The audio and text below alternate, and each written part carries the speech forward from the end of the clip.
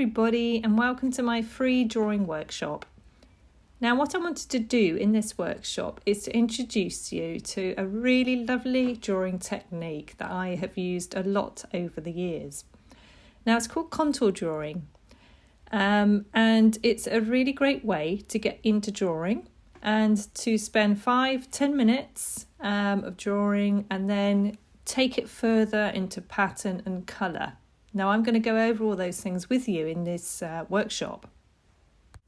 So what I thought we would do for this workshop is use spring as the inspiration. Now, around where I live in Cornwall, the fields are absolutely chock-a-block full of gorgeous daffodils. And so I'm going to be using a daffodil in this workshop. Now, I would encourage you to get out and about, go for a walk, maybe pick a flower or a leaf, something that looks interesting to you, that's going to give you a good variety of shapes. And we're going to take that back and use that as our inspiration. So I have mentioned that we are going to be using the technique contour drawing. So for those of you that don't know what this is, a contour drawing is a drawing where we look at the subject matter. So I will be looking at my daffodil and I will be drawing the outline or the contour lines that I see. And I'll be doing this without looking at my paper. Okay, so some people call it blind contour drawing because you're not actually looking at what you're drawing. You're just focusing on your subject. Okay, so let's get stuck in. I'm going to be working in my sketchbook, which has got cartridge paper in it, so you can do the same, or you can work on copy paper, but I would advise something a bit thicker because we're going to be putting washes of watercolour on top, so it will buckle if you're just using sort of finer paper. So cartridge paper is good. Just having a quick look at the daffodil, and I'm going to be using a couple of different markers. I've got a permanent pro marker there, which is like a bullet nib, and a couple of fine permanent markers too. And I'm going to get started in the middle. So the idea here is to look at the daffodil. Don't look at the page where your hand is drawing. So focus on the daffodil or whatever you are looking at, whatever flower or leaf. And just draw the contour around. So look at the edges and try and draw the edges. I'm going to work round now onto the petals. And I'm keeping my pen on the paper. I'm not taking it off. Try not to anyway. Keeping it on the paper and working towards the middle there. Just finishing off and pretty much done. Okay, so and now I'm just having a look at the daffodil. And I'm noticing some patterns in it, some little circles, and there's sort of very fine stripes as well. So I thought I would incorporate some of those patterns in this contour drawing. So I'm now going to fill in some of the areas with some pattern, with some stripes, and with some circles as well. So you can do this too. You see, I'm just looking at the back and seeing the very fine kind of stripes on the back of the petals there. Now you can be drawing in pencil or pen. I've got a couple of different pens here. I've got a thick pro marker, permanent marker, and a finer pen as well to vary the lines a little bit. And I'm just choosing areas to fill in. So this is kind of an exercise where you don't have to think too much. It's almost like doodling. You're just choosing areas that you want to make into pattern.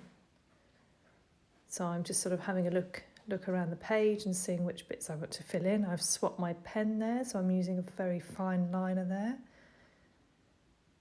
Just to vary the line, to vary the contrast a little bit. And I'm just going to work around this daffodil, filling in areas of pattern. Now I've chosen a daffodil. I thought it was springtime. We have fields full of daffodils at the moment. You could choose anything you like, really. You could do this with all sorts of different things. You know, anything you're looking at, you could make a contour drawing of. But I think florals at this time of year, it's a fun thing to do, and it's quite inspiring. And I think, you could fill up a whole sketchbook with lots of different types of flowers, and you can do this quite quickly. It doesn't take too long, 10, 15, 20 minutes of your time. And, all you need really is a bit of paper. I'm working on cartridge paper inside a sketchbook. But it could just be a little notebook you've got in your handbag. A black pen or pencil, or even a coloured pencil, or coloured pen, Sharpie, whatever you've got. So it doesn't involve a lot of materials. And it's just really about having fun and enjoying yourself. You can see there I'm filling out some more circles. And I'm just enjoying it, and I'm just seeing where it goes. There's no pressure.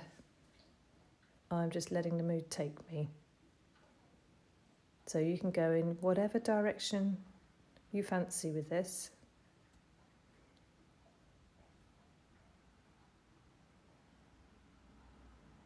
I've just changed up my marker again. Thought it needed some bolder marks.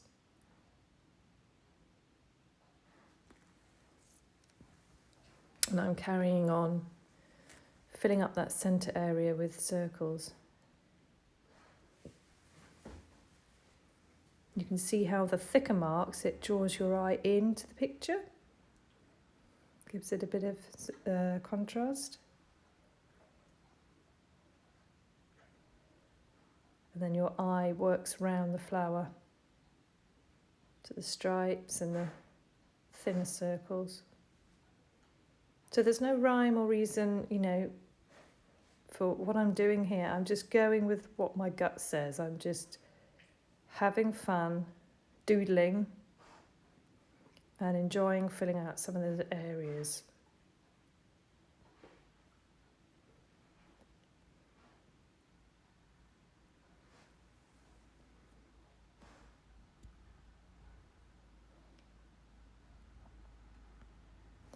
Just having a think about what I should do next, and starting to think about maybe making some bolder moves, thickening up some of those shapes a little bit.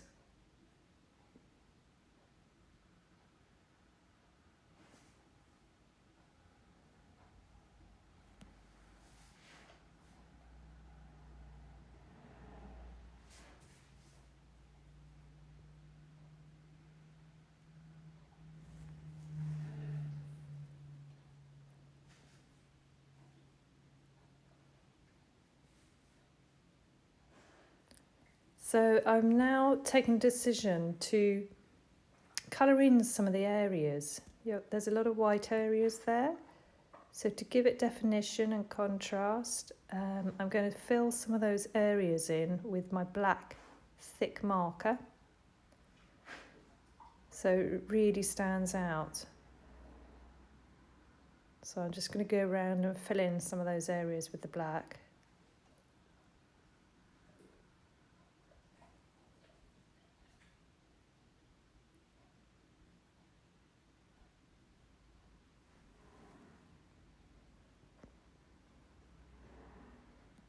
The one I'm using there, that marker, has got a chisel tip on one side, quite a thick chisel tip, and it's quite useful for this sort of work because you can get right into the corners and cover large areas.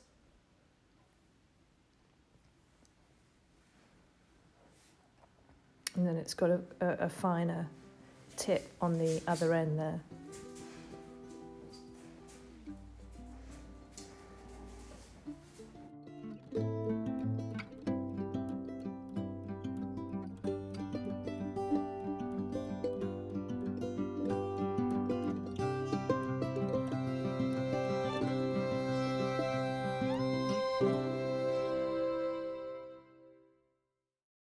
Right, okay, so let's check you're still in focus. I have to confess, yesterday I did this and Oh, I must have knocked it out of focus, and so I recorded this and the whole recording was not in focus, so a little tip there, just check once in a while, because it was rather annoying. But actually I think this one's come out a bit better. So. Right, so what do I think about that? I quite like that. I might even just go on and do this one here actually and carry on that area. See there, we've got a really nice contrast of black and white areas, so I'm quite liking that.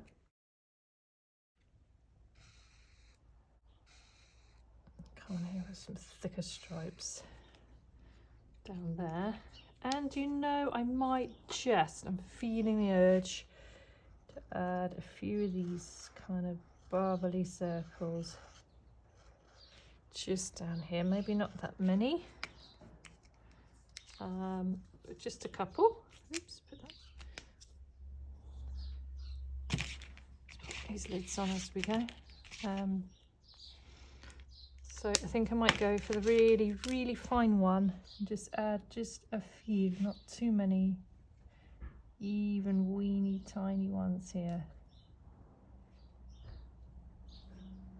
Oh, these birds sound like these birds are going to come in a minute. Okay. Am I finished nearly? I think we'll just go for one more striped area here. I'm going to make that a curved stripe coming over, splaying out a little bit here.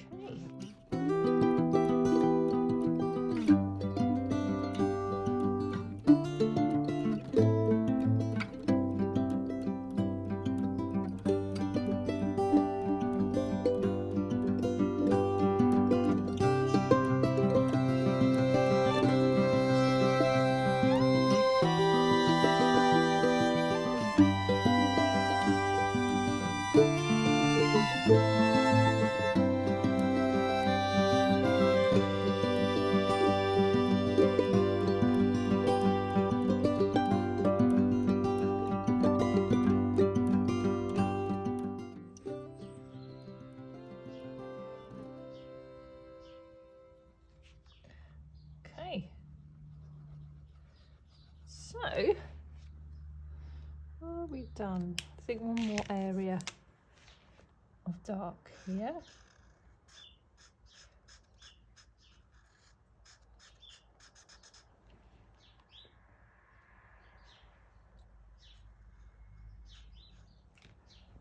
And you know what I might do is just vary the stripes here. I might just colour some of these in, so we get a bit of variation within that stripe there as well. Do we go? Oh, I might leave a few and then go along.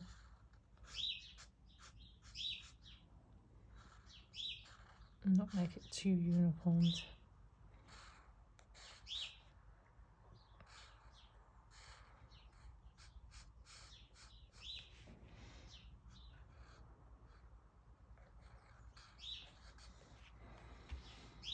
Am I happy with that?